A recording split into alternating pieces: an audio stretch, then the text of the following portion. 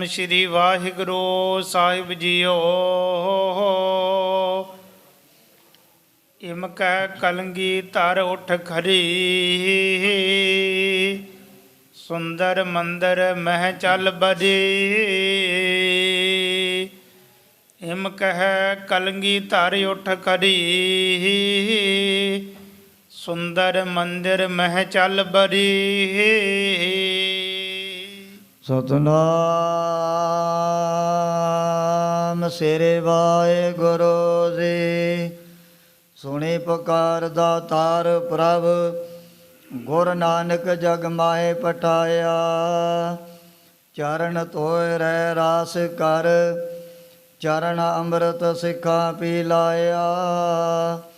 ਪਾਰ ਬ੍ਰਹਮ ਪੂਰਨ ਬ੍ਰਹਮ, ਕਲ ਜੁਗ ਅੰਦਰ ਏਕ ਦਿਖਾਇਆ।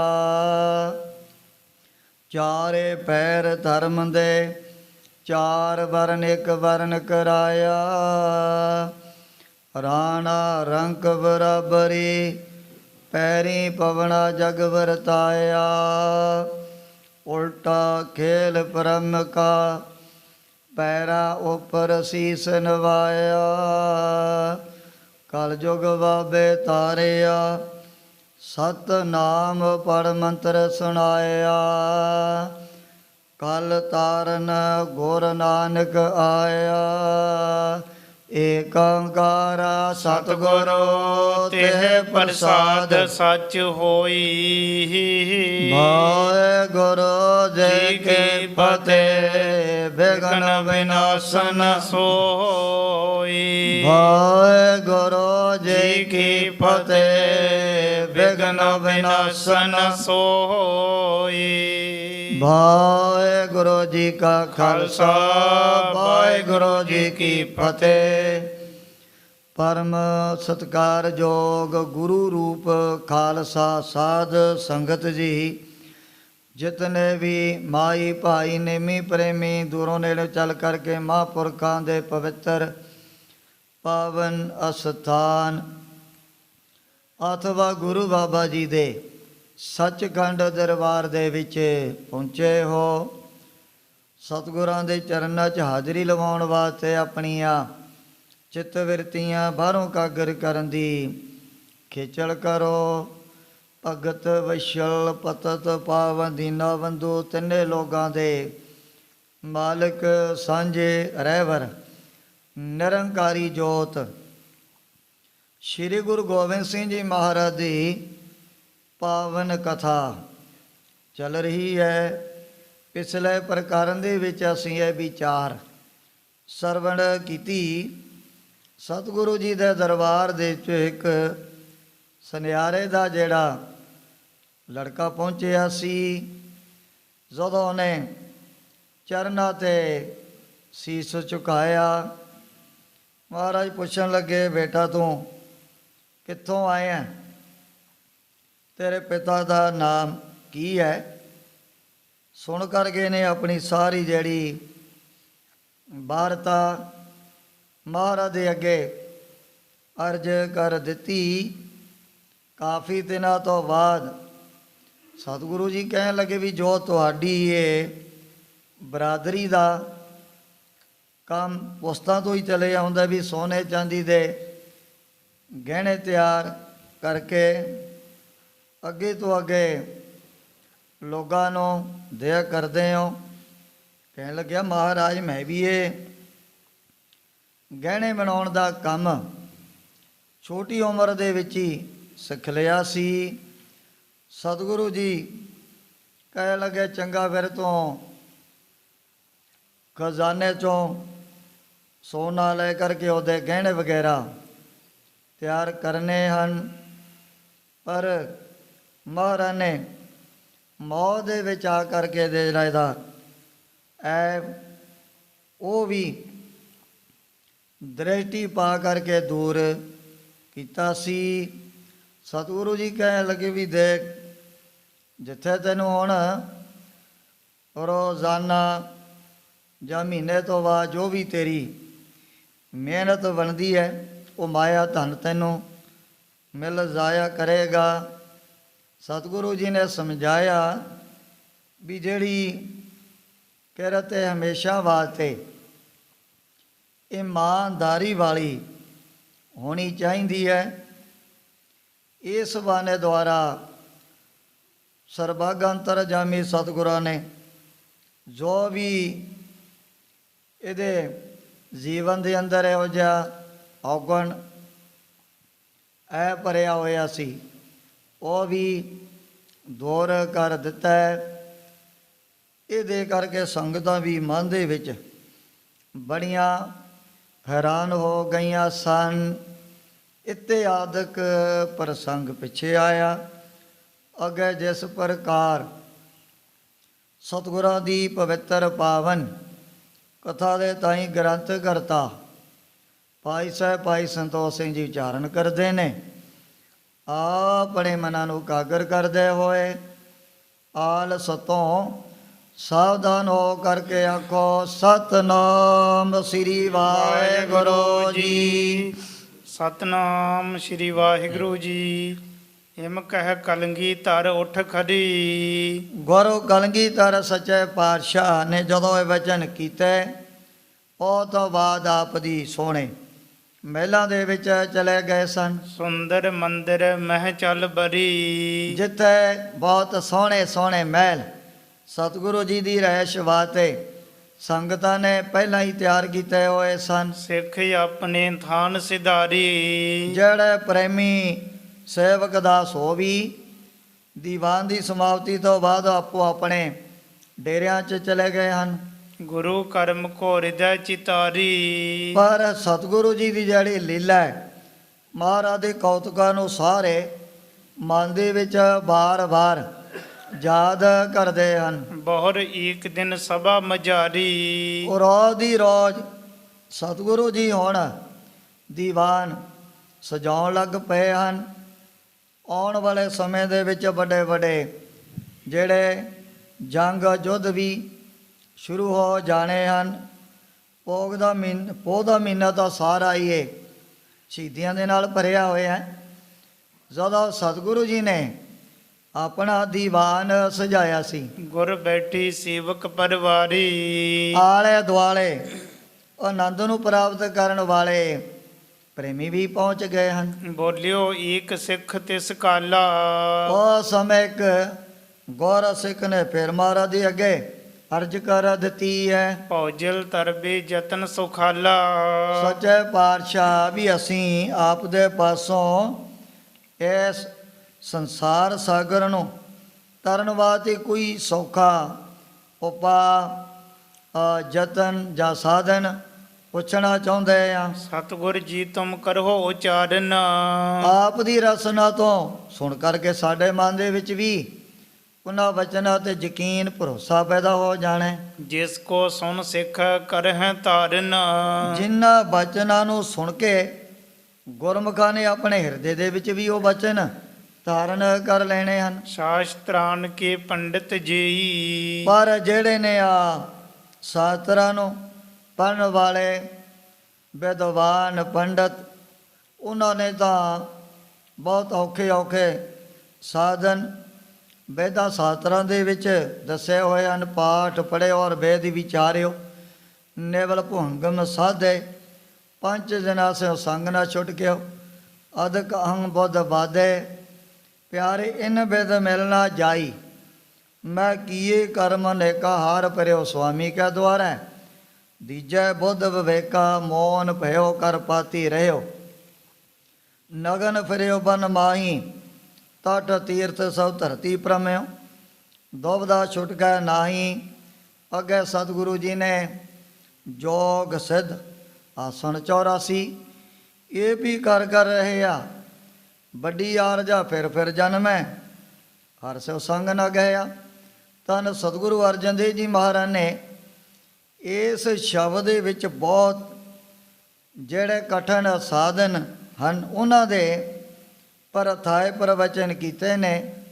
ਇਹ ਪ੍ਰੇਮੀ ਵੀ ਮਹਾਰਾਜ ਦੇ ਅੱਗੇ ਬੇਨਤੀ ਕਰਨ ਲੱਗੇ ਮਹਾਰਾਜਾ ਪੰਡਤ ਸਾਨੂੰ ਬੜੇ ਔਖੇ ਤੋਂ ਔਖੇ ਸਾਧਨਾ ਮਾਰੇ ਦੱਸਦੇ ਨੇ। ਮਾਰਗ ਬਿਖਮ ਬਤਾਵਹਿ ਤੇਈ। ਹੁਣ ਇਹੋ ਜਿਹਾ ਔਖਾ ਮਾਰਗ ਤਾਂ ਸਾਨੂੰ ਵੀ ਅਖਤਿਆਰ ਕਰਨਾ ਬੜਾ ਮੁਸ਼ਕਲ ਹੋ ਜਾਣਾ ਹੈ। ਸੁਨਤ ਸਭਾ ਮਹਿ ਕਹਿਓ ਕਿਰਪਾਲਾ। ਸੁਣ ਕਰਕੇ ਦਿਆਲੂ ਕਿਰਪਾਲੂ ਸਤਿਗੁਰੂ ਜੀ ਪਰ ਦੀਵਾਨ ਦੇ ਵਿੱਚ ਕਹਿਣ ਲੱਗੇ ਸੀ ਤਰਨ ਉਪਾਓ ਵਿਸਾਲ ਸੁਖਾਲਾ।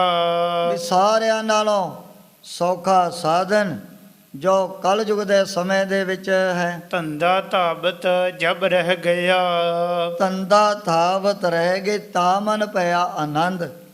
ਵੀ ਜਦੋਂ ਤੁਹਾਡਾ ਜਿਹੜਾ ਮਨ ਦੁਨਿਆਵੀ ਧੰਦਿਆਂ ਵੱਲੋਂ ਦੌੜਨਾ ਰੁਕ ਜਾਏਗਾ।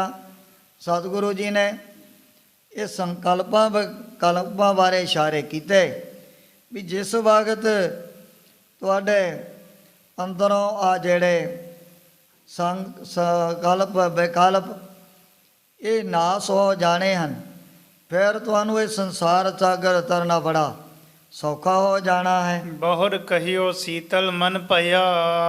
ਜਿਵੇਂ ਜਿਵੇਂ ਆਪਣੇ ਫੁਰਨਾਂ ਨੂੰ ਰੋਕ ਲਿਆ ਤੁਹਾਡੇ ਚਿੱਤ ਦੇ ਅੰਦਰ ਸ਼ਾਂਤੀ ਚੈਨ ਪੈਦਾ ਹੋ ਜਾਣੀ ਹੈ। ਤ੍ਰਿਤੀ ਬੇਰ ਗੁਰਬਾਕ ਬਖਾਨਾ।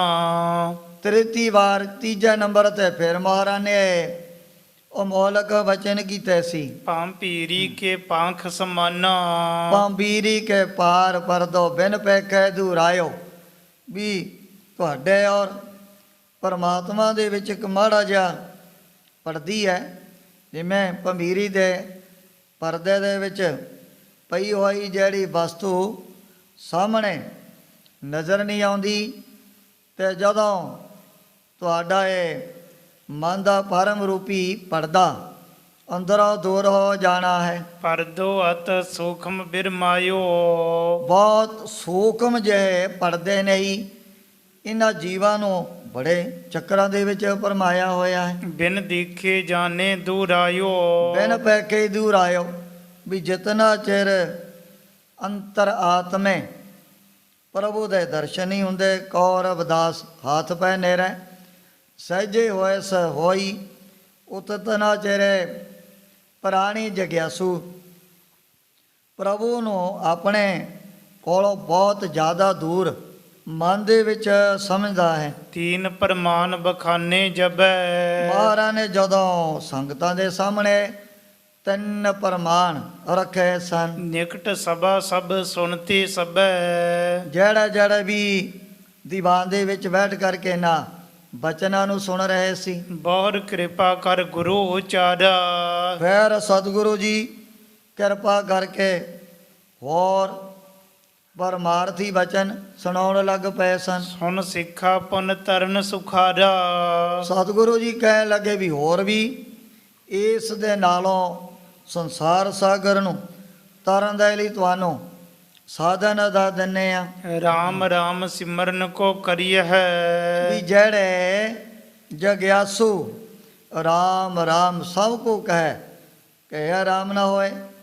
ਜਿਨ੍ਹਾਂ ਵੱਡੇ ਭਾਗਾਂ ਵਾਲਿਆਂ ਨੇ ਆਪਣੇ ਮਨ ਦੇ ਵਿੱਚ ਪਰਮਾਤਮਾ ਦੇ ਨਾਮ ਨੂੰ ਵਸਾ ਲਿਆ ਸੀ। ਪਾਪ ਪੂਰਬਲੇ ਪੂਰਬ ਹਰੀਏ ਹੈ। ਸੋ ਆਪਣੇ ਜੀਵਨ ਦੇ ਅੰਦਰ ਪਹਿਲਾਂ ਵਾਲੇ ਪਾਪਾਂ ਦਾ ਤਿਆਗ ਕਰ ਦਿੰਦੇ ਹਨ। ਚਿਤ ਰੱਖੋ ਆਖਰ ਕੋ ਮਰਨਾ। ਤੇ ਦੂਜੇ ਨੰਬਰ ਤੇ ਜੋ ਮੌਤ ਹੈ ਉਹਨੂੰ ਵੀ ਆਪਣੇ ਹਿਰਦੇ ਦੇ ਅੰਦਰ ਯਾਦ ਰੱਖਦੇ ਹਨ। ਨਦੀ ਪ੍ਰਵਾਹ ਜਗਤ ਕੋ ਥਿਰ ਨਾ। ਵੀ ਸੰਸਾਰ ਦੀ ਜਿਹੜੀ ਰਚਨਾ ਹੈ ਤਾਂ ਇੱਕ ਨਦੀ ਦੇ ਪ੍ਰਵਾਹ ਦੇ ਸਮਾਨ ਹੁੰਦੀ ਹੈ। ਸਵੇਰੇ ਕਿਨਾਰੇ ਤੇ ਜਾਓ ਤਾਂ ਵੀ ਉਹ ਨਦੀ ਭਰੀ ਦੀ ਭਰਾਈ, ਸ਼ਾਮ ਦੇ ਬਾਅਦ ਜਾ ਕਰਕੇ ਕੋਈ ਕਿਨਾਰੇ ਤੇ ਦੇਖੇ ਤਾਂ ਵੀ ਉਹ ਨਦੀ ਕਿਨਾਰਿਆਂ ਤੱਕ ਭਰੀ ਭਰਾਈ ਚੱਲਦੀ ਹੋਈ ਦਿਖੂਗੀ।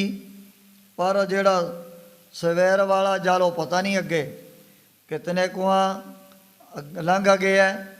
ਇਸੇ ਤਰ੍ਹਾਂ ਆ ਦੁਨੀਆ ਦੇ ਵਿੱਚ ਵੀ ਪਤਾ ਨਹੀਂ ਕਿਤਨੇ ਪ੍ਰਾਣੀ ਜਨਮ ਲੈਂਦੇ ਹਨ ਤੇ ਕਿਤਨਿਆਂ ਦੀ ਮੌਤ ਹੋ ਜਾਂਦੀ ਹੈ। ਸੰਸਾਰ ਉਸੇ ਤਰ੍ਹਾਂ ਭਰੇ ਦਾ ਪਰਾਇਆ ਸਾਹਮਣੇ ਦਿਸ ਰਿਹਾ ਹੈ। ਇਨ ਦੋਨੋਂ ਕੋ ਨਾਹੀ ਵਿਸਾਰੋ।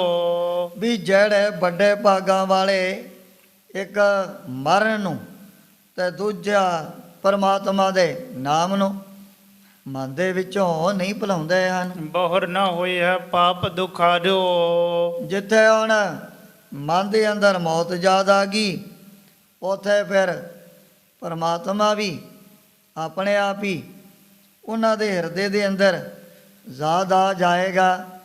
ਬੜੇ ਸਾਂਝੀ ਮਹਾਰਾਜ ਵੀ ਇਹ ਬਚਨ ਦੀਵਾਨਾਂ ਦੇ ਵਿੱਚ ਸੰਗਤਾਂ ਨੂੰ ਸੁਣਾਇਆ ਕਰਦੇ ਸੀ ਵੀ ਪਰਮਾਤਮਾ ਨੂੰ ਯਾਦ ਰੱਖਣ ਦਾ ਸਾਰਿਆਂ ਨਾਲੋਂ ਵੱਡਾ ਫਾਰਮੂਲਾ ਕੀ ਆ ਵੀ ਮੌਤ ਨੂੰ ਆਪਣੇ ਮਨ ਦੇ ਅੰਦਰ ਯਾਦ ਰੱਖਣਾ।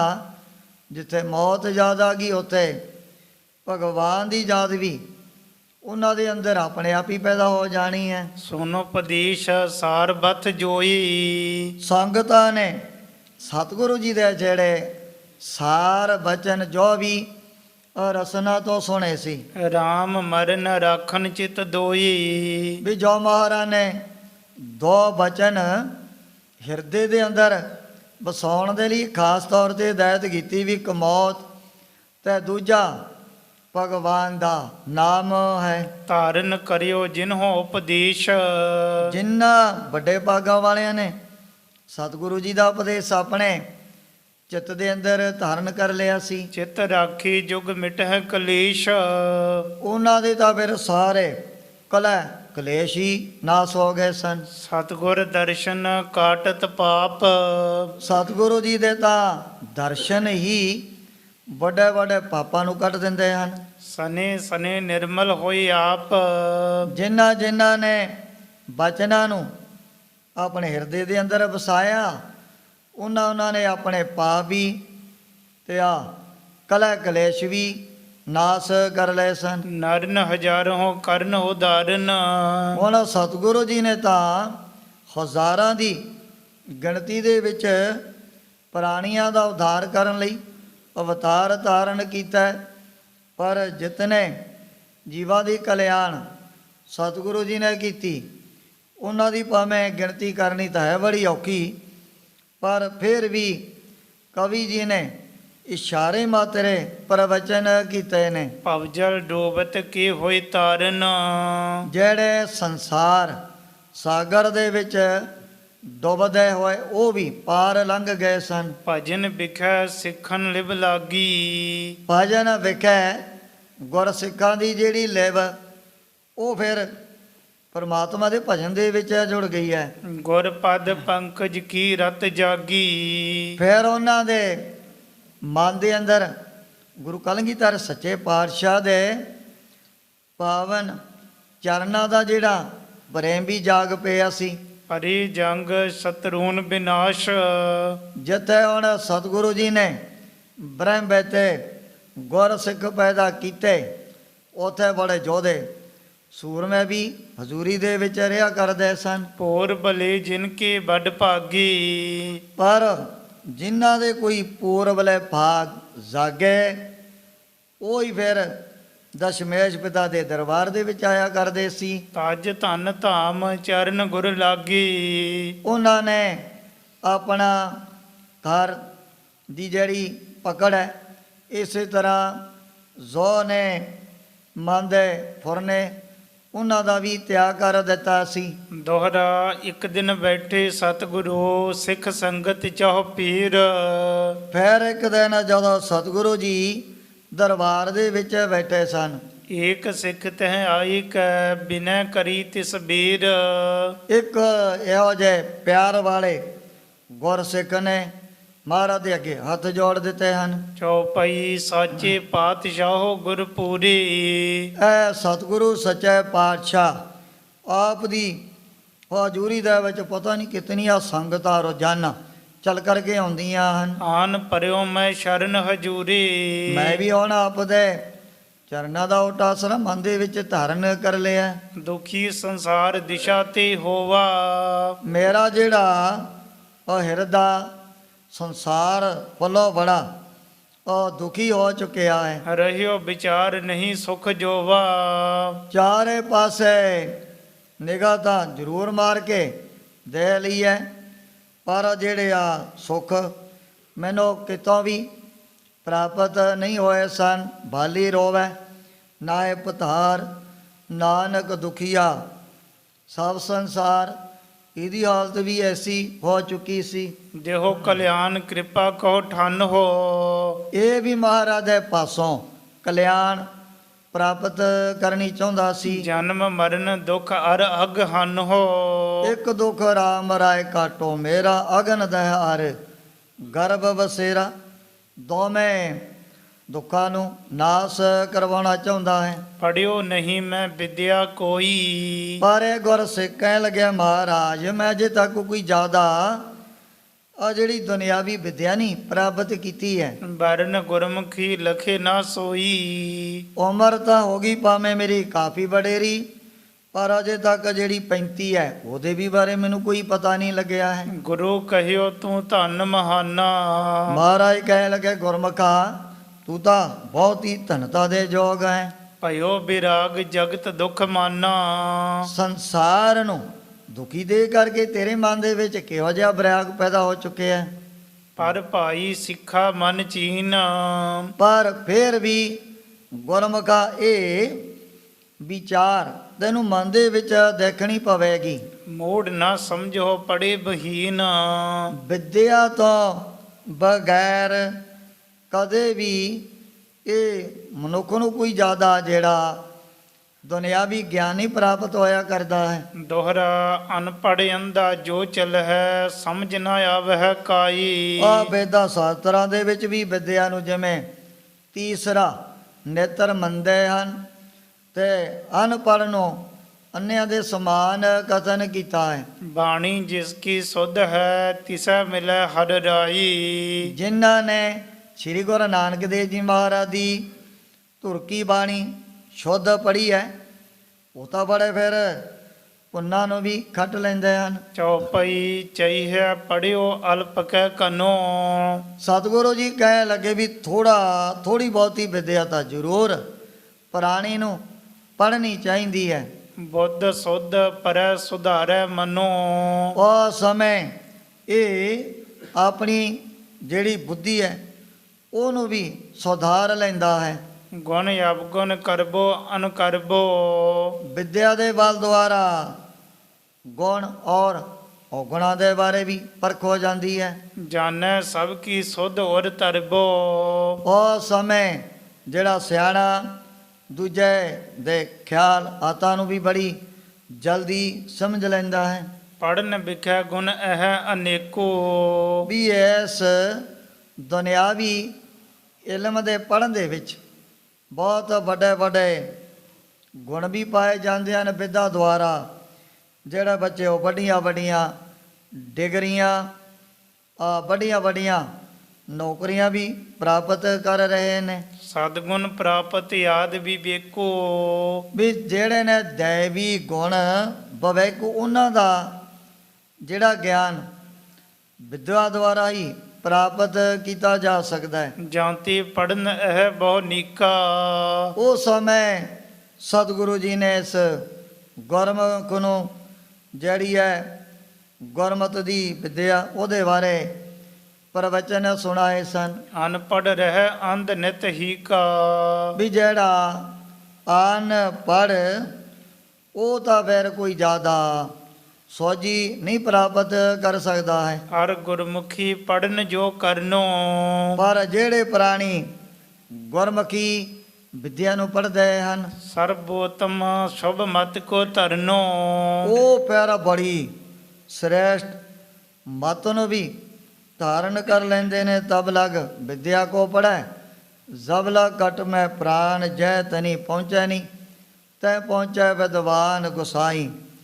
ਤੁਲਸੀਦਾਸ ਜੀ ਵੀ ਕਥਨ ਕਰਦੇ ਨੇ ਵੀ ਜਿਤਨਾ ਚਿਰ ਇਹ ਮਨੁੱਖ ਤੇਰੇ ਅੰਦਰ ਪ੍ਰਾਣ ਚਲਦੇ ਹਨ ਤਬ ਲਗ ਵਿਦਿਆ ਕੋ ਪੜ੍ਹੈ ਜਬ ਲਗ ਘਟ ਮੈਂ ਪ੍ਰਾਣ ਜੈ ਤਨੀ ਪਹੁੰਚੈ ਨਹੀਂ ਤੈ ਪਹੁੰਚੈ ਵਿਦਵਾਨ। ਰਾਜੇ ਮਹਾਰਾਜਿਆਂ ਦੇ ਦਰਬਾਰ ਦੇ ਵਿੱਚ ਵਿਦਵਾਨਾਂ ਨੇ ਕਿਤਨਾ ਜਿਹੜਾ ਮਾਣ ਸਤਿਕਾਰ ਹਾਸਲ ਕੀਤਾ ਸੀ। ਜਪ ਜੀ ਆਦਿਕ ਪੁੰਨ ਉਪਾਵੈ।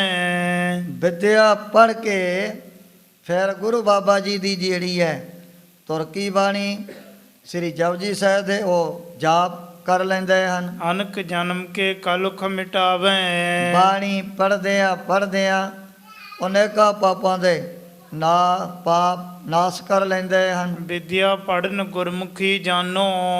ਸਤਿਗੁਰੂ ਜੀ ਨੇ ਉਸ ਸਮੇਂ ਇਸ ਪ੍ਰੇਮੀ ਨੂੰ ਫਿਰ ਜਿਹੜੀ ਗੁਰਮੁਖੀ ਵਿਦਿਆ ਸਤਿਗੁਰੂ ਅੰਗਦ ਦੇਵ ਜੀ ਮਹਾਰਾਜ ਨੇ ਸ਼ੁਰੂ ਕੀਤੀ, ਉਸ ਨੂੰ ਪੜ੍ਹਨ ਵਾਸਤੇ ਆਪਣੇ ਵੱਲੋਂ ਪ੍ਰੇਰਨਾ ਬਖਸ਼ੀ ਹੈ। ਪਾਠਕ ਪ੍ਰਾਪਤ ਲਾਭ ਮਹਾਨੋ। ਜਿਹੜੇ ਜਾਪ ਕਰਨ ਵਾਲੇ ਜਗਿਆਸੂ ਉਹਦਾ ਫਿਰ ਬੜਾ ਲਾਹਾ ਵੀ ਖੱਟ ਲੈਂਦੇ ਹਨ। ਜਾਂਤੀ ਅਬ ਜੀਤਕ ਮਤ ਤੇਰੀ। ਮਹਾਰਾਜ ਕਹਿਣ ਲੱਗੇ ਵੀ ਜਿਤਨੇ ਕੁ ਤੇਰੀ ਹੈ ਮਤ ਕੰਮ ਕਰਦੀ ਹੈ। ਪੜੋ ਭਲੇ ਗੁਰਮਤ ਲਿਹੋ ਹੀਰੀ। ਜਦੋਂ ਵਿਦਿਆ ਪ੍ਰਾਪਤ ਕਰ ਲਈ ਫਿਰ ਤੈਨੂੰ ਗੁਰਮਤਿ ਦੇ ਬਾਰੇ ਵੀ ਪਤਾ ਲੱਗ ਜਾਣਾ ਹੈ। ਤਬ ਹੈ ਗ੍ਰੰਥੀ ਗੁਰੂ ਹਕਾਰਿਓ। ਉਸ ਸਮੇਂ ਮਹਾਰਾਜ ਨੇ ਇੱਕ ਜਿਹੜਾ ਸਿਆਣਾ ਗੁਰਮੁਖ ਉਹਨੂੰ ਆਪਣੇ ਪਾਸ ਬੁਲਾਇਆ ਸੀ। ਸਿੱਖ ਕੋ ਸੌਂਪਤ ਬਾਕ ਉਚਾਰਿਓ। ਇਸ ਸੇਵਕ ਦਾਸ ਨੂੰ ਉਸ ਦੇ ਸਪੁਰਦ ਕਰਕੇ ਫਿਰ ਬਚਨ ਕੀਤੇ ਸਨ। ਕਰਕੇ ਪ੍ਰੇਮ ਪੜਾਵੋ ਇਸੈ। ਜਿਹੜਾ ਸੀ ਗੁਰੂ ਕਾ ਵਜ਼ੀਰ ਮਹਾਰਾਜ ਕਹਿਣ ਲੱਗੇ ਭਾਈ ਤਾਂ ਇਸ ਸੇਵਕ ਨੂੰ ਬੜੇ ਪਿਆਰ ਦੇ ਨਾਲ ਆਪਣੇ ਪਾਸ ਬਿਠਾ ਕਰਕੇ ਜਿਹੜੀ ਹੈ ਗੁਰਮਤਿ ਦੀ ਵਿਦਿਆ ਉਹ ਪੜਾਉਣੀ ਹੈ। ਜਗ ਤੇ ਕੁਛ ਵਿਰਾਗ ਹੈ ਜਿਸੈ। ਜਿਸ ਇਹਦੇ ਮਨ ਦੇ ਵਿੱਚ ਥੋੜਾ ਜਿਹਾ ਸੰਸਾਰ ਦੇ ਵੱਲੋਂ ਵਿਰਾਗ ਵੀ ਪੈਦਾ ਹੋ ਚੁੱਕਿਆ। ਆਇਸ ਮਾਨ ਸੰਗ ਲੈ ਗਇਓ। ਸਤਿਗੁਰੂ ਜੀ ਦੀ ਆਗਿਆ ਪਾ ਕਰਕੇ ਉਹਨੂੰ ਫਿਰ ਨਾਲ ਹੀ ਲੈ ਗਿਆ ਸੀ। ਤਖਤੀ ਲੀਖ ਸਿਖਾਵਤ ਭਇਓ। ਉਹ ਜਿਵੇਂ ਪਹਿਲੇ ਸਮਿਆਂ ਦੇ ਵਿੱਚ ਬੱਚੇ ਲੱਕੜ ਦੀਆਂ ਫੱਟੀਆਂ ਦੇ ਉੱਪਰ ਹੀ ਊੜਾੜਾ 35 ਵਗੈਰਾ ਇਹ ਲਿਖਣੀ ਸਿੱਖਿਆ ਕਰਦੇ ਸਨ। 35 ਪੁੰਨ ਮੁਹਾਰਨੀ ਵਿਖੀ। ਪਹਿਲਾਂ ਇਹਨੂੰ 35 ਅੱਖਰ ਪੜ੍ਹਾਏ, ਫਿਰ ਅੱਗੇ ਜਿਹੜੇ ਸਿਆਰੀ ਵਿਆਰੀ ਹੈ, ਔਂਕੜਾ ਦਲੌਂਕੜ ਹੈ, ਲਾਮ ਦਲਾਮ ਉਹ ਵੀ ਚੰਦ ਰੋਜ਼ਾਂ ਦੇ ਅੰਦਰ ਸਿਖਾ ਦਿੱਤੇ ਹਨ। ਕੀਤਕ ਦਿਨ ਨਾਵੇ ਤਿਨ ਲਿਖੀ। ਹੌਲੀ ਹੌਲੀ ਫਿਰ ਫੱਟੀ ਦੇ ਉੱਪਰ ਨਾਵੇ ਵੀ ਲਿਖਣ ਲੱਗ ਪਿਆ ਸੀ। ਸਤਿਗੁਰ ਵਿਦਿਆ ਮਹਾ ਸੁਖੀਨ। ਜੋ ਇਹ ਗੁਰਮੁਖੀ ਵਿਦਿਆ ਤਾਂ ਪੜ੍ਹਨੀ ਵੀ ਬੜੀ ਸੌਖੀ ਹੈ, ਕੋਈ ਜ਼ਿਆਦਾ ਟਾਈਮ ਨਹੀਂ ਲੱਗਦਾ। ਆ ਜਿਹੜੀ ਸੰਸਕ੍ਰਿਤ ਵਿਦਿਆ ਨੂੰ ਤਾਂ 12-12 ਸਾਲ ਪੜ੍ਹਨ ਲੱਗੇ ਆ ਬਤੀਤ ਹੋ ਜਾਂਦੇ ਹਨ। ਅਤ ਸ਼ੀਘਰ ਪ੍ਰਾਪਤ ਸੁਖ ਦੀਨ। ਹੁਣ ਇਹ ਸੀ ਤੇਜ ਬੁੱਧੀ ਵਾਲਾ, ਥੋੜੇ ਦਿਨਾਂ ਦੇ ਅੰਦਰ ਇਹਨੇ ਇਹ ਵਿਦਿਆ ਪੜ੍ਹਨੀ ਸਿੱਖ ਲਈ ਹੈ। ਪੁੰਨ ਪੋਥੀ ਕੋ ਪੜ੍ਹ ਵੀ ਲਾਗਿਓ। ਫਿਰ ਸਹਿਜੇ ਸਹਿਜੇ ਪੋਥੀ ਵੀ ਬੈਠ ਕਰਕੇ ਪੜ੍ਹਨ ਲੱਗ ਪਿਆ ਸੀ। ਤੁਕ ਪਾਠ ਪਾਠ ਮਨ ਬਹੁ ਅਨੁਰਾਗਿਓ। ਜਿਵੇਂ ਜਿਵੇਂ ਗੁਰੂ ਕੀਏ ਬਾਣੀ ਦੀਆਂ ਤੁਕਾਂ ਪੜ੍ਹੀਆਂ ਬੜਾ ਇਹਦੇ ਚਿੱਤ ਦੇ ਅੰਦਰ ਆਨੰਦ ਪੈਦਾ ਹੋਣ ਲੱਗ ਪਿਆ ਸੀ। ਪੜ੍ਹ ਕਰ ਅਪਰ ਸੋ ਲੱਗਿਓ ਆਨੰਦ। ਹੌਲੀ ਹੌਲੀ ਜਦੋਂ ਪੜ੍ਹਦੇ ਆ ਇਹਨੇ ਨਿਤਨੇਮ ਸ਼ੁਰੂ ਕਰ ਦਿੱਤਾ ਹੈ। ਪਹਿਲੀ ਤੁਕ ਪਾਠ ਲਹਿਓ ਆਨੰਦ।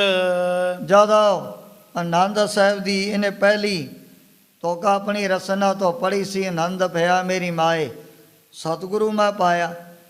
ਮਹਾਰਾਜ ਦੇ ਬਚਨ ਬੜੇ ਧਿਆਨ ਦੇ ਨਾਲ ਪੜ੍ਹੇ ਸਨ। ਬਹੁਰ ਨਾ ਗਇਓ ਗ੍ਰੰਥੀ ਪਾਸ। ਉਹ ਤੋਂ ਬਾਅਦ ਇਹਨੇ ਫਿਰ ਗ੍ਰੰਥੀ ਦੇ ਪਾਸ ਜਾਣਾ ਹੀ ਬੰਦ ਕਰ ਦਿੱਤਾ ਹੈ। ਬਦ ਪ੍ਰਤੀਤ ਚਿਤ ਜਗਤ ਉਦਾਸ। ਮਨ ਦੇ ਵਿੱਚ ਉਦਾਸੀ ਤਾਂ ਪਹਿਲਾਂ ਹੀ ਦੇ ਵੱਧ ਚੁੱਕੀ ਸੀ। ਇਹੋ ਜਿਹਾ ਆਨੰਦ ਇਹਨੂੰ ਪ੍ਰਾਪਤ ਹੋ ਗਿਆ ਸੀ। ਕਬ ਹੈ ਦੇਖਤੀ ਭੋਜਨ ਖਾਈ। ਜਦੋਂ ਜ਼ਿਆਦਾ ਭੁੱਖ ਲੱਗਦੀ ਹੈ ਫਿਰ ਗੁਰੂ ਕੇ ਲੰਗਰ ਦੇ ਵਿੱਚੋਂ ਥੋੜਾ ਬਹੁਤਾ ਭੋਜਨ ਪਾਣੀ ਛਕ ਲੈਂਦਾ ਸੀ। ਮਨ ਰਾਖਿਓ ਗੁਰ ਚਰਨ ਟਿਕਾਈ। ਟਿਕਾਏ ਆਪਣਾ ਜਿਹੜਾ ਮਨ ਇਹਨੇ ਸਤਿਗੁਰੂ ਜੀ ਦੇ ਚਰਨਾਂ 'ਚ ਹੀ ਟਿਕਾਇਆ ਹੋਇਆ ਸੀ। ਕਾਸ਼ਟ ਮਾਸ ਜਬ ਹੀ ਬਿਤ ਗਈ। ਹੁਣ ਜਦੋਂ ਇਹਨੂੰ 6 ਮਹੀਨੇ ਬਤੀਤ ਹੋ ਗਏ ਸੀ, ਸਤਿਗੁਰ ਸਿੱਖ ਕੋ ਸਿਮਰਤ ਭਈ। ਮਹਾਰਾਜ ਨੇ ਫਿਰ ਇਸ ਪ੍ਰੇਮੀ ਨੂੰ ਦੁਬਾਰਾ ਯਾਦ ਕੀਤਾ ਸੀ। ਨਿਕਟ ਗ੍ਰੰਥੀ ਕੋ ਬੁਲਵਾਈ। ਜਿਸ ਦੀ ਡਿਊਟੀ ਵਿਦਿਆ ਪੜਾਉਣ ਵਾਸਤੇ ਲਾਈ। ਉਹਨਾਂ ਦਾ ਸ਼ਮੇਸ਼ ਪਿਤਾ ਨੇ ਆਪਣੇ ਪਾਸ ਬੁਲਾ ਲਿਆ ਸੀ। ਬੂਝਿਓ ਸਿੱਖ ਕੋ ਕਿਤਕ ਪੜਾਈ। ਮਹਾਰਾਜ ਕਹਿਣ ਲੱਗੇ, ਭਾਈ ਗੁਰਮੁਖਾਂ ਤੇ ਉਸ ਪ੍ਰੇਮੀ ਨੂੰ ਕਿਤਨੀ ਕੁ ਵਿਦਿਆ ਪੜਾ ਦਿੱਤੀ ਹੈ। ਤਿਨ ਕਰ ਜੋਰ ਹਕੀਕਤ ਕਹੀ। ਉਹਨੇ ਵਿਚਾਰੇ ਨੇ ਦੋਵੇਂ ਹੱਥ ਜੋੜ ਕਰਕੇ ਸਾਰੀ ਹਕੀਕਤ ਮਹਾਰਾਜ ਦੇ ਅੱਗੇ ਬੇਨਤੀ ਕਰ ਦਿੱਤੀ ਸੀ। ਇਕ ਤੁਖ ਪਾਠ ਪੁਨ ਆਇਓ ਨਹੀਂ। ਸੱਚੇ ਪਾਤਸ਼ਾਹ ਵੀ ਜਦੋਂ ਨੇ ਆਨੰਦ ਸਾਹਿਬ ਦੀ ਇੱਕ ਤੁਕ ਪੜ੍ਹੀ, ਉਹ ਦੁਬਾਰਾ ਫਿਰ ਮੇਰੇ ਪਾਸ ਅੱਗੇ ਵਿਦਿਆ ਹਾਸਲ ਕਰਨ ਦੇ ਲਈ ਨਹੀਂ ਆਇਆ ਸੀ। ਸੁਣ ਸਤਿਗੁਰ ਇੱਕ ਸਿੱਖ ਪਠਾਇਓ। ਮਹਾਰਾਜ ਨੇ ਸੁਣ ਕਰਕੇ ਇੱਕ ਹੋਰ ਸੇਵਾਦਾਰ ਨੂੰ ਇਹਦੇ ਪਾਸ ਭੇਜਿਆ ਸੀ। ਤਿਸ ਸਿੱਖ ਕੋ ਤਤਕਾਲ ਬੁਲਾਇਓ। ਜਿਸ ਨੂੰ ਗੁਰਮਤਿ ਦੀ ਵਿਦਿਆ ਪੜ੍ਹਨ ਦੇ ਲਈ ਆਗਿਆ ਕੀਤੀ, ਉਹਨੂੰ ਵੀ ਉਸ ਸਮੇਂ ਮਹਾਰਾਜ ਨੇ ਦਰਬਾਰ ਦੇ ਵਿੱਚ ਹੀ ਬੁਲਾ ਲਿਆ। ਖਰੋ ਜੋਰ ਕਰ ਹੀਰ ਅਲਾਇਓ। ਇਹ ਵੀ ਸਤਿਗੁਰੂ ਜੀ ਦੇ ਅੱਗੇ ਦੋਵੇਂ ਹੱਥ ਜੋੜ ਕਰਕੇ ਪਰੇ ਦੀਵਾਨ ਦੇ ਵਿੱਚ ਖੜਾ ਹੋ ਗਿਆ। ਕਹੋ ਸਿੱਖਾ ਤੂੰ ਪੜਨ ਪਠਾਇਓ। ਮਹਾਰਾਜ ਕਹਿਣ ਲੱਗੇ, ਗੁਰਮੁਖਾ ਤੈਨੂੰ ਤਾਂ ਅਸੀਂ ਬੜੀ ਵਿਦਿਆ ਪੜਨ ਦੇ ਲਈ ਹੁਕਮ ਕੀਤਾ ਸੀ। ਕਹਿਓ ਏਕ ਤੁਕ ਮੈਂ ਪਠ ਲੀਨ।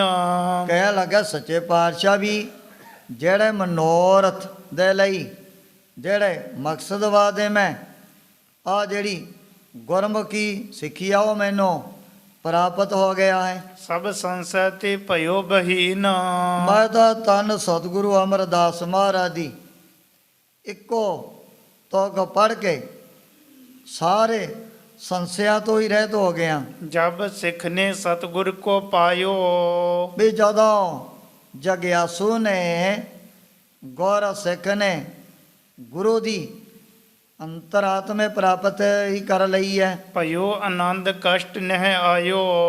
ਮਹਾਰਾਜ ਇਹੋ ਜਿਹਾ ਆਨੰਦ ਮੈਨੂੰ ਉਸੇ ਟਾਈਮ ਤੇ ਹੀ ਪ੍ਰਾਪਤ ਹੋ ਗਿਆ ਸੀ। ਇਸ ਤੇ ਪਰੇ ਪ੍ਰਯੋਜਨ ਕੌਣ। ਹੁਣ ਇਸ ਤੋਂ ਅੱਗੇ ਵਿਦਿਆ ਪੜ੍ਹਨ ਦਾ ਤਾਂ ਕੋਈ ਫਿਰ ਪ੍ਰਯੋਜਨ ਹੀ ਨਾ ਪਾਇਆ ਜਾਂਦਾ ਹੈ। ਜਿਸ ਹਿਤ ਪੜ੍ਹੈ ਜਾਨ ਗੁਰ ਭਾਉਣ।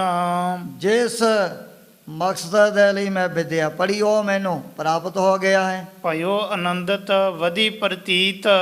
ਮਹਾਰਾਜ ਬੜਾ ਆਨੰਦ, ਬੜਾ ਰਸ ਮੇਰੇ ਅੰਦਰ ਪੈਦਾ ਹੋ ਚੁੱਕਿਆ ਹੈ। ਅਪਰ ਪੜੋ ਮੈਂ ਕਿਆ ਧਰ ਚੀਤ। ਹੁਣ ਹੋਰ ਕੋਈ ਦੁਬਾਰਾ ਜਿਹੜੀ ਜ਼ਿਆਦਾ ਵਿਦਿਆ ਪੜ੍ਹਨ ਦੇ ਲਈ ਮੇਰੇ ਅੰਦਰ ਕੋਈ ਵਿਚਾਰ ਨਹੀਂ ਪੈਦਾ ਹੋਈ ਸੀ। ਸੁਣ ਸ਼੍ਰੀ ਮੁਖ ਤੇ ਹਸੇ ਗੁਸਾਈ। ਸੁਣ ਕਰਕੇ ਦੀਨ ਦੁਨੀਆ ਦੇ ਮਾਲਕ ਬੜੇ ਹੱਸਣ ਲੱਗ ਪਏ ਸਨ। ਭਈ ਪ੍ਰਸੰਨ ਹਿਰਦੇ ਸੁਖਦਾਈ। ਇਹਦੇ ਉੱਪਰ ਵੀ ਮਹਾਰਾਜ ਦੀਆਂ ਬੜੀਆਂ ਖੁਸ਼ੀਆਂ ਹੋ ਗਈਆਂ ਨੇ। ਜਾਨ ਪ੍ਰਤੀਤ ਭਈ ਮਨ ਪੀਨ। ਮਹਾਰਾਜ ਨੇ ਦੇ ਲਿਆ ਵੀ ਇਹ ਕਮਾਈ ਵਾਲਾ ਹੈ। ਥੋੜੀ ਵਿਦਿਆ ਪੜ੍ਹ ਕੇ ਕਿਤਨੀ ਵੱਡੀ ਇਹਨੇ ਪਦਵੀ ਕਿਹੋ ਜਿਹਾ ਆਨੰਦ ਆਨੰਦ ਸਭ ਕੋ ਕਹੈ। ਆਨੰਦ ਗੁਰੂ ਤੇ ਜਾਣਿਆ ਇਹੋ ਜਿਹਾ ਆਨੰਦ ਇਹਨੇ ਵੀ ਪ੍ਰਾਪਤ ਕਰ ਲਿਆ ਸੀ। ਭਇਓ ਨਿਹਾਲ ਪ੍ਰਭੂ ਬਰ ਦੀਨ। ਸਤਿਗੁਰੂ ਜੀ ਕਹਿ ਲੱਗੇ, ਗੁਰਮੁਖਾ ਤੂੰ ਸਦਾ ਦੇ ਨਿਹਾਲ ਹੋ ਗਿਆ ਹੈ। ਵਰਦਾਨ ਬਖਸ਼ਦੇ ਮਹਾਰਾਜ ਨੇ ਉਸੇ ਟਾਈਮ ਤੇ। ਸੁਨ ਸਿੱਖ ਨੇ ਬੰਧਨ ਪਦ ਕੀਨ। ਸੁਣ ਕਰਕੇ ਨੇ ਵੀ ਮਹਾਰਾਜ ਦੇ ਚਰਨਾਂ ਤੇ ਬਾਰ-ਬਾਰ ਢੰਡੌਤਾ ਕੀਤੀਆਂ ਸਨ। ਵੀ ਦੇਖੋ ਮਹਾਰਾਜ ਨੇ ਮੈਨੂੰ ਤਾਂ ਥੋੜ੍ਹੇ ਦਿਨਾਂ 'ਚ ਹੀ ਤਾਰ ਦਿੱਤਾ ਹੈ। ਭਇਓ ਗਿਆਨ ਦੁਬਦਾ ਸਭ ਛੀਨ। ਪਿਓ ਗਿਆਨ, ਮਨ ਦੇ ਵਿੱਚੋਂ ਦੁਬਦਾ ਤਾਂ ਹੋ ਗਈ ਨਾਸ। ਇਹਦੇ ਅੰਦਰ ਗਿਆਨ ਜਿਹੜਾ ਪੈਦਾ ਹੋ ਗਿਆ ਸੀ। ਸਭਾ ਲੱਗੀ ਇੱਕ ਦਿਨ ਗੁਰ ਪਾਸ। ਕਾਫੀ ਦਿਨਾਂ ਤੋਂ ਬਾਅਦ ਫਿਰ ਸਤਿਗੁਰੂ ਜੀ ਨੇ ਜਦੋਂ ਦੀਵਾਨ ਲਗਾਇਆ ਹੋਇਆ ਸੀ, ਹਰ ਚਰਚਾ ਤਬ ਭਈ ਪ੍ਰਕਾਸ਼। ਉਸ ਵਕਤ ਵੀ ਬਹੁਤ ਸਾਰੇ ਜਿਹੜੇ ਸਿਆਣੇ ਸਿਆਣੇ ਗੁਰ ਸਿੱਖ ਆਪਣੀ ਰਸਨਾ ਤੋਂ ਗਿਆਨ ਦੀ ਜਿਹੜੀ ਚਰਚਾ ਰਲ ਮਿਲ ਕਰਕੇ ਕਰ ਰਹੇ ਸਨ। ਸੁਮਤਵੰਤ ਬਹੁ ਮਤ ਕੀ ਸਿਆਣੇ। ਸਤਿਗੁਰੂ ਜੀ ਦੇ ਦਰਬਾਰ ਦੇ ਵਿੱਚ ਬਹੁਤ ਸ੍ਰੇਸ਼ਟ ਮਤ ਨੂੰ ਧਾਰਨ ਕਰਨ ਵਾਲੇ ਗੁਰਸਿੱਖ ਬੈਠੇ ਸਨ। ਸਿਆਣੀ ਸਿਆਣੀ ਬਾਤ ਬਖਾਨੇ। ਇਹ ਵੀ ਹੁਣ ਬਹੁਤ ਹੀ ਦਾਨਿਆਂ ਵਾਲੇ ਜਿਹੜੇ ਬਚਨ ਆਪਸ ਵਿੱਚ ਹੀ ਕਰ ਰਹੇ ਸਨ। ਕਰਿਓ ਪ੍ਰਸ਼ਨ ਗੁਰ ਸਭ ਦਿਸ਼ ਜੋਵਾ। ਅਚਾਨਕ ਹੀ ਗੁਰੂ ਕਲਗੀਧਰ ਸੱਚੇ ਪਾਤਸ਼ਾਹ ਨੇ ਸਾਰਿਆਂ ਦੇ ਵੱਲ ਦ੍ਰਿਸ਼ਟੀ ਪਾਉਂਦਿਆਂ ਬਚਨ ਕਰ ਦਿੱਤੇ ਸਨ। ਭਗਤ ਕਬੀਰ ਜਬ ਹੈ ਜਗ ਹੋਵਾ। ਭਾਈ ਜਦੋਂ ਭਗਤ ਕਬੀਰ ਜੀ ਦੁਨੀਆ ਦੇ ਉੱਪਰ ਹੋਏ ਨੇ, ਕੋ ਤਬ ਪਾਤਸ਼ਾਹ ਪਬ ਮਾਲਿਕ। ਉਸ ਸਮੇਂ ਹਿੰਦੁਸਤਾਨ ਦਾ ਕਿਹੜਾ ਬਾਦਸ਼ਾਹ, ਕਿਹੜਾ ਰਾਜਾ ਮਾਲਕ ਬਣਿਆ ਹੋਇਆ ਸੀ? ਕਹਾ ਨਾਮ ਜਿਸਕੇ ਸਭ ਤਾਲਿਕ। ਜਿਸ ਦੇ ਅਧੀਨ ਸਾਰੀਆ ਪਰਜਾ ਚੱਲ ਰਹੀ ਸੀ, ਉਹਦਾ ਨਾਮ ਕੀ ਹੈ? ਸਭਾ ਵਿਖੇ ਬਹੁ ਬੈਸ ਬਡੇਰੀ। ਇਹ ਸੁਣ ਕਰਕੇ ਦੀਵਾਨ ਦੇ ਵਿੱਚ ਸਾਰੇ ਜਿਹੜੇ ਗੁਰਮੁਖ ਬੜੀ ਇੱਕ ਬਹਿਸਬਾਜ਼ੀ ਕਰਨ ਲੱਗ ਪਏ ਸਨ। ਕਰ ਵਿਚਾਰ ਬੋਲੇ ਤਿਸ ਬੀਰੀ। ਵਿਚਾਰ ਕਰਦਿਆਂ ਹੋਇਆ ਜੋ ਵੀ ਕਿਸੇ ਨੂੰ ਕਿਸੇ ਬਾਦਸ਼ਾਹ ਦੇ ਬਾਰੇ ਪਤਾ ਸੀ, ਪਾਤਸ਼ਾਹ ਤਬ ਹੁਤੋ ਹਮਾਊ। ਕਈ ਕਹਿਣ ਲੱਗੇ ਵੀ ਉਸ ਸਮੇਂ ਹਿੰਦੁਸਤਾਨ ਦਾ ਮਾਲਕ ਹਮਾਂਜੂ ਬਾਦਸ਼ਾਹ ਬਣਿਆ ਹੋਇਆ ਸੀ। ਬਿਬ ਕਹਿ ਹੁਤੋ ਪਥੋਰਾ ਰਾਊ। ਦੂਜਾ ਕਹਿ ਲੱਗਿਆ ਨਹੀਂ, ਉਸ ਸਮੇਂ ਤਾਂ ਪ੍ਰਿਥੀ ਰਾਜਾ ਹੋਇਆ ਹੈ। ਬੋਲਿਓ ਤ੍ਰਿਤੀ ਸਿਕੰਦਰ ਅਹੀ। ਤੀਜਾ ਨੰਬਰ ਤੇ ਕਹਿ ਲੱਗਿਆ ਵੀ ਸਿਕੰਦਰ ਲੋਧੀ ਨੇ ਉਸ ਸਮੇਂ ਹਿੰਦੁਸਤਾਨ ਨੂੰ ਫਤਿਹ ਕੀਤਾ ਹੋਇਆ ਸੀ। ਮਦਨਪਾਲ ਨਿਰਪ ਚੌਥੀ ਕਹੀ। ਚੌਥੇ ਨੇ ਮਦਨਪਾਲ ਨਾਮੇ ਰਾਜੇ ਦਾ ਸਾਰਿਆਂ ਦੇ ਸਾਹਮਣੇ ਜ਼ਿਕਰ ਕੀਤਾ ਸੀ। ਪੰਚਮ ਕਹਿਓ ਜੈਨੀਅਤ ਰਾਜਾ। ਪੰਜਵਾਂ ਕਹਿ ਲੱਗਿਆ ਨਹੀਂ ਵੀ ਉਸ ਸਮੇਂ ਜੈਨੀਆਂ ਦਾ ਕੋਈ ਬਾਦਸ਼ਾਹ ਹਿੰਦੁਸਤਾਨ ਦਾ ਮਾਲਕ ਬਣਿਆ ਹੋਇਆ ਸੀ। ਇਮ ਬੋਲਤ ਭਾ ਝਗਰ ਸਮਾਜਾ। ਨਿਰਣਾ ਕਿਸੇ ਤੋਂ ਨਹੀਂ ਹੋਇਆ। ਜੋ ਵੀ ਕਿਸੇ ਨੂੰ ਮਾੜਾ ਮੋਟਾ ਪਤਾ ਸੀ, ਉਹਨਾਂ ਰਾਜਿਆਂ ਮਹਾਰਾਜਿਆਂ ਦੇ ਸਾਰੇ ਨਾਮ ਲਈ ਜਾਂਦੇ ਹਨ। ਬਹਿਸਨ ਲੱਗੀ ਪਰਸ ਪਰ ਜਾਲਾ। ਹੁਣ ਸਾਰੇ ਇੱਕ ਦੂਜੇ ਦੇ ਨਾਲ ਇਹੋ ਜਿਹੀਆਂ ਵਿਚਾਰਾਂ ਕਰਨ ਲੱਗ ਪਏ ਨੇ। ਕਹੈ ਸੋ ਬੀਤ ਗਇਓ ਚਿਰਕਾਲਾ। ਸੋਚਣ ਲੱਗੇ ਵੀ ਭਗਤ ਕਬੀਰ ਜੀ ਹੋਏ ਨੂੰ ਦੇਖੋ ਕਿਤਨੀਆਂ ਸਦੀਆਂ ਵੀ ਬਤੀਤ ਹੋ ਚੁੱਕੀਆਂ ਹਨ, ਨਿਸ਼ਚੈ ਕਰਿਓ ਗਇਓ ਨਹਿ ਕੋਈ। ਪਰ ਕੋਈ ਵੀ ਬਾਦਸ਼ਾਹ ਦੇ ਨਾਮ ਨੂੰ ਨਿਰਣਾ ਨਹੀਂ ਕਰ ਸਕਿਆ ਹੈ। ਸੁਣਤ ਰਹੇ ਗੁਰ ਤੂਸ਼ਨ ਹੋਈ। ਸਤਿਗੁਰੂ ਜੀ ਵੀ ਚੁੱਪ ਕਰਕੇ ਇਹਨਾਂ ਦੀਆਂ ਵਿਚਾਰਾਂ ਨੂੰ ਸੁਣ ਰਹੇ ਸਨ। ਝਗਰਤ ਸਭ ਹਨ ਠਾਨੀ ਮੌਨ। ਪਰ ਜਦੋਂ ਕੋਈ ਵੀ ਉਸ ਸਮੇਂ ਦੇ ਬਾਦਸ਼ਾਹ ਬਾਰੇ ਨਹੀਂ ਦੱਸ ਸਕਿਆ ਸੀ, ਤਬ ਬੋਲੀ ਇਮ ਕਰੁਣਾ ਭਉਨ। ਉਸ ਸਮੇਂ ਕਰਨਾ ਦੇ ਸਾਗਰ ਸਤਿਗੁਰੂ ਜੀ ਕਹਿ ਲੱਗੇ ਸਨ। ਨਿਸ਼ਾਨੀ ਚੰਦ ਅੱਪੜ ਕੋਏ ਨਾ ਸਾਕੀ। ਹਰ ਜਨ ਹੈ ਉੱਚੀ। ਵੀ ਜਿਹੜੇ ਭਗਵਾਨ ਦੇ ਪਿਆਰੇ ਉਹ ਤਾਂ ਸਾਰਿਆਂ ਨਾਲੋਂ ਉੱਚੇ ਹੋਇਆ ਕਰਦੇ ਹਨ। ਸੰਤ ਸਹਾਈ ਜੀ ਕੇ ਭਵਜਲ ਤਾਰਨ ਹਾਰ। ਸਭ ਤੇ ਉੱਚਾ ਜਾਣੀ ਹੈ ਨਾਨਕ ਨਾਮ ਪਿਆਰ। ਵੀ ਇਹਨਾਂ ਦੀ ਬਰਾਬਰੀ ਆ ਦੁਨੀਆ ਦੇ ਵੱਡੇ ਵੱਡੇ ਰਾਜੇ ਮਹਾਰਾਜੇ ਕਿਵੇਂ ਕਰ ਸਕਦੇ ਹਨ। ਜਾਤ ਵਰਨ ਪਾਤਸ਼ਾਹੀਆਂ ਸਭ ਹੀ ਰਹਿ ਨੀਚੇ। ਚਾਹੇ ਵੱਡੀਆਂ ਵੱਡੀਆਂ ਜਾਤਾਂ ਵਾਲੇ ਚੱਕਰਵਰਤੀ ਰਾਜੇ ਮਹਾਰਾਜੇ ਤਾਂ ਮਹਾਂਪੁਰਖਾਂ ਤੋਂ ਥੱਲੇ ਹੀ ਰਹਿ ਜਾਂਦੇ ਹਨ। ਰਾਜ ਹੰਸ ਜਿਮ ਉੱਡ ਚੜ ਹੈ ਹੋਈ ਸਾਗਰ ਭਾਰੀ। ਜਿਵੇਂ ਕਹਿੰਦੇ ਪਰਮਹੰਸ ਇੱਕ ਉਡਾਰੀ ਦੇ ਨਾਲ ਹੀ ਵੱਡੇ ਵੱਡੇ ਸਮੁੰਦਰਾਂ ਨੂੰ ਪਾਰ ਕਰ ਲੈਂਦੇ ਨੇ। ਆਪਰ ਰਹਿ ਸਭ ਬੀਚ ਹੀ ਪੰਛੀ ਜਗ ਸਾਰੀ। ਆਹ ਹੋਰ ਜਿਹੜੇ ਥੋੜੇ ਵੱਡੇ ਪੰਛੀ ਜਾਨਵਰ ਚਾਹੇ ਕਬੂਤਰ ਹੈ ਕਾਂ ਹੈ, ਇਹ ਕਦੇ ਸਮੁੰਦਰਾਂ ਨੂੰ ਨਹੀਂ ਪਾਰ ਕਰ ਸਕਦੇ ਹਨ। ਸੁਣ ਕਰ ਸਭ ਬੂਝਣ ਲੱਗੀ ਤੁਮ ਬੂਝਿਓ ਕੈਸੀ। ਇਹ ਸੁਣ ਕਰਕੇ ਉਸ ਸਮੇਂ ਗੁਰ ਸਿੱਖ ਮਹਾਰਾਜ ਦੇ ਪਾਸ ਅਰਜ ਕਰਕੇ ਪੁੱਛਣ ਲੱਗੇ ਹਨ। ਕੌਣ ਹੁਤੋ ਤਿਸ ਕਾਲ ਮਹਿ ਸੋ ਕਹੀਏ ਤੈਸੀ। ਸੱਚੇ ਪਾਤਸ਼ਾਹ ਵੀ ਸਾਨੂੰ ਤਾਂ ਨਹੀਂ ਕੋਈ ਪਤਾ ਲੱਗਿਆ ਵੀ ਕਿਹੜਾ ਰਾਜਾ ਸੀ ਉਸ ਸਮੇਂ ਹਿੰਦੁਸਤਾਨ ਦੇ ਵਿੱਚ। ਆਪ ਹੀ ਕਿਰਪਾ ਕਰਕੇ ਦੱਸਣਾ ਕਰੋ। ਸ੍ਰੀ ਮੁਖਤੀ ਸਤਿਗੁਰ ਕਹਿਓ ਮਹਿਮਾ ਸਤਨਾਮੋ। ਉਹ ਸਮੇਂ ਦਸ਼ਮੇਸ਼ ਪਿਤਾ ਕਹਿਣ ਲੱਗੇ, ਭਾਈ ਦਰਅਸਲ ਇਸ ਬਹਾਨੇ ਦੁਆਰਾ ਤੁਹਾਨੂੰ ਪਰਮਾਤਮਾ ਦੇ ਨਾਮ ਦੀ ਮਹਿਮਾ ਵਡਿਆਈ ਜਣਾਉਣ ਲੱਗੇ ਆ। ਪੰਡਤ ਸੋਰ ਛਤਰਪਤ ਰਾਜਾ ਭਗਤ ਬਰਾਬਰ ਔਰ ਨਾ ਕੋਏ ਬੜੇ ਬੜੇ ਜੋ ਦਿਸਾ ਲੋਕ ਤਿनको ਵਿਆਪਾ। ਚਿੰਤਾ ਰਹੋ ਕੌਣ ਵੱਡਾ, ਮਾਇਆ ਵਡਿਆਈ ਸੋ ਵੱਡਾ ਜਨ ਰਾਮ ਲੈ ਬਲਾਈ। ਸਤਿਗੁਰੂ ਜੀ ਨੇ ਵੀ ਇਹ ਅੰਮ੍ਰਿਤ ਮਈ ਬਚਨ ਆਪਣੀ ਰਸਨਾ ਤੋਂ ਕੀਤੇ ਹਨ। ਆਨ ਸਮਾਨ ਨ ਜਾਣੀਐ ਮਹੀਆਨ ਪਿਰਾਮੋ। ਵੀ ਜਿਹੜੇ ਭਗਤ ਕਬੀਰ ਜੈਸੇ ਰੱਬ ਦੇ ਪਿਆਰੇ ਮਹਾਂਪੁਰਖ ਭਗਤ ਜਨ, ਉਹ ਤਾਂ ਫਿਰ ਸਾਰਿਆਂ ਨਾਲੋਂ ਵੱਡਿਆਂ ਤੋਂ ਵੱਡੇ ਹੋਇਆ ਕਰਦੇ ਹਨ। ਜਾਤ ਜੁਲਾਹਾ ਰੰਕ ਜੋ ਭਜ ਨਾਮ ਕਬੀਰੰ।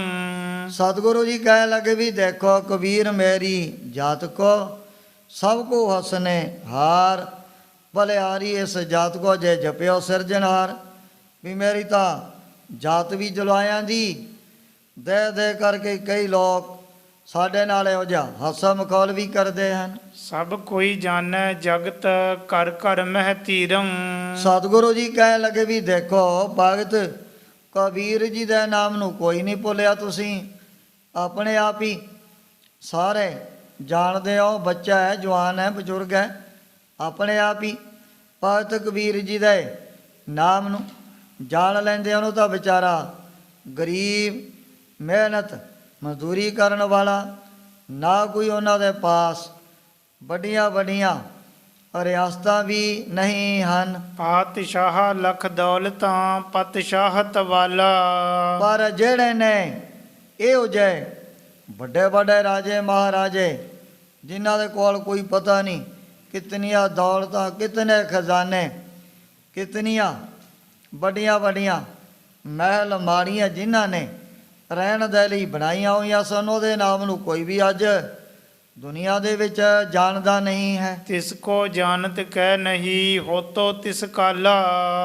ਉਸ ਟਾਈਮ ਦੇ ਰਾਜੇ ਮਹਾਰਾਜੇ ਦੇ ਬਾਰੇ ਅਜੇ ਤੱਕ ਵੀ ਤੁਹਾਨੂੰ ਕੋਈ ਪਤਾ ਨਹੀਂ ਲੱਗਿਆ ਹੈ। ਦੇਖੋ ਮਹਿਮਾ ਨਾਮ ਕੀ ਜਪ ਜਪਿਓ ਜੁਲਾਹੀ। ਪਰ ਮਹਾਰਾਜ ਕਹਿ ਲੱਗੇ ਵੀ ਇੱਕ ਗਰੀਬ ਘਰਾਣੇ ਦੇ ਵਿੱਚ ਪੈਦਾ ਹੋਣ ਵਾਲੇ ਕਬੀਰ ਜੀ ਨੇ ਜਦੋਂ ਭਗਵਾਨ ਦਾ ਨਾਮ ਜਪਿਆ, ਖੁਦਾ ਦੀ ਬੰਦਗੀ ਦੇ ਵਿੱਚ ਜਿਹੜੇ ਜੁੜੇ ਸਨ। ਪੰਡਿਤ ਵੈਦ ਸੋ ਜੋਤ ਕੀ ਸ਼ਾਹੋ ਸੋ ਪਤਸ਼ਾਹੀ। ਆ ਧਰਤੀ ਦੇ ਉੱਪਰ ਹੋਣ ਤੱਕ ਪਤਾ ਨਹੀਂ ਕਿਤਨੇ ਵਿਦਵਾਨ ਪੰਡਤ ਬੜੀ ਜੋਤਿਸ਼ ਵਿਦਿਆ ਨੂੰ ਜਾਣਨ ਵਾਲੇ।